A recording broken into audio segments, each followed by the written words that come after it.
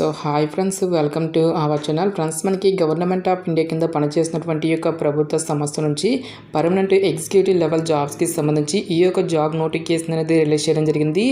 ఈ యొక్క పోస్ట్కి సెలెక్ట్ అయినటువంటి క్యాండిడేట్స్కి మంత్లీ 35,000 వరకు కూడా శాలరీ అనేది పే చేయడం జరుగుతుంది. 10+2 క్వాలిఫికేషన్ ఉన్నటువంటి ప్రతి ఒక్క క్యాండిడేట్ కూడా ఈ యొక్క రిక్రూట్మెంట్కి అప్లై అనేది చేసుకోవచ్చు. ఈ విధంగా ఈ యొక్క నోటిఫికేషన్కి సంబంధించి కంప్లీట్ డీటెయిల్స్ అన్నిటిని కూడా ఈ యొక్క వీడియోలో డిస్కస్ అయితే చేద్దాం. సో ఎవరు కూడా స్కిప్ అయితే చేయదు గైస్. ఫస్ట్ టైం మన ఛానల్ని విజిట్ చేస్తున్నట్లయితే కనుక సబ్స్క్రైబ్ అయితే చేసుకుని బెల్ ఐకాన్ కూడా యాక్టివేట్ చేసి పెట్టుకోండి. ఇంకా ఎవరైనా వీడియోని లైక్ చేయనట్లయితే కనుక డెఫినెట్గా వీడియోని లైక్ చేసేటువంటి ప్రయత్నం అయితే చేయండి guys. Okay, let's start the video. ముందుగా ఈ యొక్క పోస్టులకి సంబంధించి ఇంపార్టెంట్ డేట్స్ విషయానికి వచ్చేట్లయితే కనుక ఆల్రెడీ మనకి ఫిబ్రవరి 3 నుంచి కూడా అప్లికేషన్ ప్రాసెస్ అనేది స్టార్ట్ కావడం జరిగింది. ఇక లాస్ట్ డేట్ విషయానికి వచ్చేట్లయితే కనుక ఫిబ్రవరి 23 వరకు కూడా ఈ యొక్క రిక్రూట్మెంట్కి ఆన్లైన్లో అప్లికేషన్స్ అనేవి సబ్మిట్ అయితే చేసుకోవాల్సి అయితే ఉంటుంది. సో ఇక పోస్టులకి సంబంధించి కంప్యూటర్ బేస్డ్ ఎగ్జామినేషన్ అనేది మనకి ఏప్రిల్లో కండక్ట్ చేస్తాము అని చెప్పేసి ఇక్కడ మనకి టెంటేటివ్ డేట్ షెడ్యూల్ అనేది కూడా నోటిఫికేషన్లో క్లియర్గా మెన్షన్ చేయడం జరిగింది. ఇక జాబ్ నోటిఫికేషన్కి ఎవరెవరు అప్లై చేసుకోవచ్చు అని చూసుకున్నట్లయితే కనుక ఆల్ ఇండియా నేషనల్ సిటిజన్స్ అందరికీ కూడా మనకి ఈక్వల్ ఛాన్స్ అనేవి ఇవ్వడం జరిగింది. కాకపోతే మనకి ఈ యొక్క నోటిఫికేషన్ ద్వారా 2 డిఫరెంట్ టైప్స్ ఆఫ్ వేకెన్సీస్ అయితే రిక్రూట్మెంట్ అనేది చేయడం జరుగుతుంది. సో ఇక్కడ మనం చూసుకున్నట్లయితే కనుక all India open recruitment for experienced personnel in non executive category. Next మనకి special recruitment drive for person with benchmark disability in non executive category అని చెప్పేసి మెన్షన్ చేయడం జరిగింది. సో కొన్ని రకాల ఉద్యోగాలు వచ్చేసరికి ఓన్లీ పీడబ్ల్యూడీ క్యాండిడేట్స్కి మాత్రమే రిజర్వ్ చేయడం జరిగింది. సో ఓపెన్ రిక్రూట్మెంట్ ద్వారా భర్తీ చేసేటువంటి పోస్టులకు వచ్చేసరికి ఎవరైనా సరే అప్లై అనేది చేసుకోవచ్చు గైస్. సో ఇక పోస్ట్కి సెలెక్ట్ అయినటువంటి క్యాండిడేట్స్కి మనకి పే స్కేల్ అనేది ఏ విధంగా ఉంటుంది అని చూసుకున్నట్లయితే కనుక సో మనకి బేసిక్ పేనే 23,000 అనేది పే చేయడం జరుగుతుంది గైస్. సో ఇక బేసిక్ పేతో పాటు చాలా రకాల కేంద్ర ప్రభుత్వానికి సంబంధించి అలవెన్సెస్ అనేవి కూడా మనకి పే చేయడం జరుగుతుంది. ఈ విధంగా అన్ని అలవెన్సెస్ కలుపుకుంటే దాదాపుగా మనకి 35,000కి పైగా మనకి శాలరీ అనేది రావడం జరుగుతుంది గైస్. సో ఇక్కడ మనకి ఏ స్టేట్ వరకు ఎన్నెన్ని వేకెన్సీ అనేవి కేటాయించినటువంటి డీటెయిల్స్తో పాటు ఏ క్యాస్ట్ వరకు ఎన్నెన్ని వేకెన్సీ అనేవి కేటాయించినటువంటి కంప్లీట్ డీటెయిల్స్ అన్నిటిని కూడా మనకి ఇక్కడ నోటిఫికేషన్లో క్లియర్గా మెన్షన్ చేయడం జరిగింది. అన్ని క్యాస్ట్ల వరకు కూడా వేకెన్సీ అనేవి కేటాయించడం జరిగింది గైస్. లైక్ మనకి general, AWS, SC, ST, OBC అని చెప్పేసి ఈ విధంగా మనకి ప్రతి ఒక్క కేటగిరీ వరకు కూడా వేకెన్సీ అనేవి కేటాయించడం జరిగింది. నెక్స్ట్ ఈ యొక్క పోస్ట్లకి సెలెక్ట్ అయినటువంటి క్యాండిడేట్స్కి జాబ్ పోస్టింగ్ అనేది కూడా మన యొక్క సొంత రాష్ట్రాల్లోనే ఉంటుంది కాబట్టి సో డెఫినెట్గా ఈ యొక్క రిక్రూట్మెంట్కి అప్లై అనేది చేసుకోండి. సో ఆంధ్రప్రదేశ్ స్టేట్లో వచ్చేసరికి టోటల్గా మనకి 18 వేకెన్సీస్, తెలంగాణలో వచ్చేసరికి మనకి టోటల్గా 1 వేకెన్సీ అనేది కేటాయించడం జరిగింది. నెక్స్ట్ ఇక్కడ మనకి యూఆర్ కేటగిరీలో కూడా ఎక్కువ వేకెన్సీ అనేవి కేటాయించారు కాబట్టి ఈ యొక్క విభాగంలో ఉన్నటువంటి పోస్ట్కి మీరు ఏ క్యాస్ట్కి చెందిన వారైనా సరే అప్లై అనేది చేసుకోవచ్చు.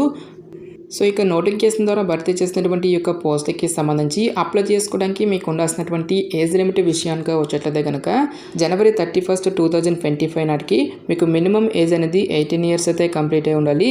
జనరల్ అభ్యర్థులు వచ్చేసరికి 26 ఇయర్స్ వరకు కూడా అప్లై అనేది చేసుకోవచ్చు. నెక్స్ట్ మనకి క్యాస్ట్ వరకు కూడా ఏజ్ రిలాక్సేషన్స్ అనేవి ఉంటాయి కాబట్టి ఓబీసీ క్యాన్స్ వచ్చేసరికి 29 ఇయర్స్ వరకు, ఎస్సీ ఎస్టీ క్యాన్స్ వచ్చేసరికి 31 ఇయర్స్, నెక్స్ట్ పీడబ్ల్యూడీ క్యాన్స్ వచ్చేసరికి 36 ఇయర్స్ వరకు కూడా అప్లై చేసుకోవడానికి ఛాన్స్ అనేది కల్పిస్తూ ఉన్నారు.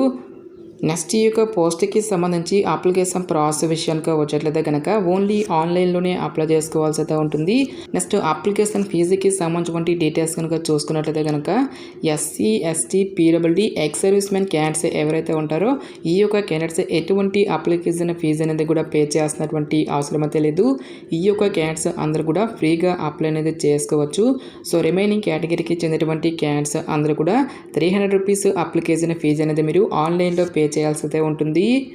సో పోస్టుల వరకు ఎసెన్షియల్ ఎడ్యుకేషనల్ క్వాలిఫికేషన్ కనుక చూసుకున్నట్లయితే కనుక సో పోస్ట్ కోడ్ 2012-2004 వరకు ఉన్నటువంటి జూనియర్ అటెండెంట్ గ్రేడ్ 1 ఉద్యోగాలకు వచ్చేసరికి సో మరి ఏ విభాగంలో ఇంటర్ పాస్ అయినా సరే ఈ యొక్క జాబ్స్కి మీరు అప్లై అనేది చేసుకోవచ్చు గైస్. కాకపోతే మనకి ఈ యొక్క పోస్టులకు వచ్చేసరికి ఓన్లీ పీడబ్ల్యూడీ క్యాండిడేట్స్ మాత్రమే అప్లై చేసుకోవాల్సి అయితే ఉంటుంది. ఎటువంటి ఎక్స్పీరియన్స్ అంటూ కూడా మనకి ఏమి కూడా ఉండాల్సినటువంటి అవసరం అయితే లేదు గైస్. నెక్స్ట్ మనకి పోస్ట్ కోడ్ నెంబర్ 1012-123 వరకు ఉన్నటువంటి జూనియర్ ఆపరేటర్ గ్రేడ్ 1 ఉద్యోగాలకు వచ్చేసరికి సో 10th క్లాస్ క్వాలిఫికేషన్తో పాటుగా ఇక్కడ ఇచ్చేటువంటి ఈ యొక్క సంబంధిత ట్రేడ్లలో ఎవరికైతే ఐటీఐకి సంబంధించిన సర్టిఫికేట్ అనేది ఉంటుందో వాళ్ళు మాత్రమే ఈ యొక్క జాబ్స్కి అప్లై చేసుకోవాల్సి అయితే ఉంటుంది. సో ఇక్కడ మనకి ట్రేడ్స్ అనేవి కూడా ఇవ్వడం జరిగింది. Electronics mechanic, instrument mechanic, electrician, machinist, fitter, wireman, mechanic, industrial, electronics అని చెప్పేసి ఈ విధంగా మనకి ఇక్కడ టోటల్గా 10 డిఫరెంట్ టైప్స్ ఆఫ్ ట్రేడ్స్ అనేవి ఇవ్వడం జరిగింది. సో ఇక్కడ ఇచ్చేటువంటి ఈ యొక్క ట్రేడ్స్లలో ఐటీఐ అనేది చేసి దీంతో పాటుగా అట్లీస్ట్ 1 year ఎక్స్పీరియన్స్ అనేది ఎవరికైతే ఉంటుందో వాళ్ళు మాత్రమే ఈ యొక్క జాబ్స్కి అప్లై చేసుకోవాల్సి అయితే ఉంటుందని చెప్పేసి ఇక్కడ మనకి జాబ్ డీటెయిల్స్లోనే క్లియర్గా మెన్షన్ చేయడం జరిగింది. Next post code number 2052 to 208 వరకు ఉన్నటువంటి జూనియర్ బిజినెస్ అసిస్టెంట్ గ్రేడ్ 3 ఉద్యోగాలకు వచ్చేసరికి మరి ఏదైనా ఒక విభాగంలో బ్యాచిలర్స్ డిగ్రీ అనేది కంప్లీట్ చేసినటువంటి క్యాండిడేట్స్ అందరూ కూడా ఈ యొక్క జాబ్స్కి అప్లై అనేది చేసుకోవచ్చు. సో క్వాలిఫికేషన్తో పాటుగా మనకి 1 year ఎక్స్పీరియన్స్ అనేది మనకి అడగడం జరుగుతుంది గైస్. సో క్వాలిఫికేషన్తో పాటు ఎవరికైతే ఎక్స్పీరియన్స్ అనేది ఉంటుందో ఆ యొక్క క్యాండిడేట్స్ అందరూ కూడా ఈ యొక్క జాబ్స్కి అప్లై అనేది చేసుకోవచ్చు. సో ఇక పోస్ట్కి సంబంధించి సెలక్షన్ ప్రాసెస్ అనేది ఏ విధంగా ఉంటుంది అని చూసుకున్నట్లయితే కనుక జూనియర్ ఆపరేటర్ ఉద్యోగాలతో పాటు జూనియర్ అటెండెంట్ అనేటువంటి ఈ యొక్క ఉద్యోగాలకు వచ్చేసరికి కంప్యూటర్ బేస్డ్ ఎగ్జామినేషన్తో పాటుగా స్కిల్ టెస్ట్ ఆర్ ప్రొఫిషియన్సీ టెస్ట్తో పాటుగా ఫిజికల్ టెస్ట్లు అనేవి కండక్ట్ చేసేసి ఈ యొక్క వేకెన్సీస్కి ఎంపిక అనేది చేయడం జరుగుతుంది. ఇక్కడ ఇచ్చేటువంటి ఈ యొక్క స్కిల్ టెస్ట్లు అన్నీ కూడా మనకి జస్ట్ క్వాలిఫై నేచర్లో మాత్రమే ఉంటాయి. సో ఎటువంటి మార్క్స్ అంటూ కూడా మనకి ఏమి కూడా యాడ్ అనేది చేయరు. ఫైనల్ మెరిట్ అనేది మాత్రం ఓన్లీ కంప్యూటర్ బేస్డ్ ఎగ్జామినేషన్లో వచ్చేటువంటి మార్క్స్ని బేస్ చేసుకుని అభ్యర్థులను అయితే షార్ట్ లిస్ట్ అయితే చేయడం జరుగుతుంది. నెక్స్ట్ జూనియర్ బిజినెస్ అసిస్టెంట్ ఉద్యోగాలకు వచ్చేసరికి కంప్యూటర్ బేస్డ్ ఎగ్జామినేషన్తో పాటుగా కంప్యూటర్ ప్రొఫిషియన్సీ టెస్ట్ అనేది కూడా కండక్ట్ చేయడం జరుగుతుంది. సో సిలబస్ విషయానికి వచ్చేట్లయితే కనుక జూనియర్ ఆపరేటర్ ఉద్యోగాలకు వచ్చేసరికి టోటల్గా ఇక్కడ మనకి 2 partsగా మళ్ళీ డివైడ్ అయితే చేయడం జరిగింది గైస్.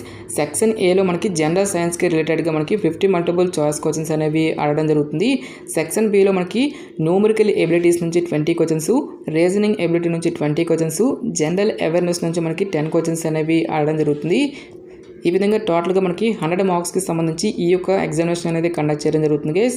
ఈచ్ వన్ కరెక్ట్ ఆన్సర్కి మనకి 1 mark అనేది కేటాయిస్తారు. ఎటువంటి నెగిటివ్ మార్కింగ్ అంటూ కూడా మనకి ఏమీ కూడా ఉండదు గైస్. సో అన్ని క్వశ్చన్స్కి కూడా మనము అటెండ్ అనేది చేయొచ్చు.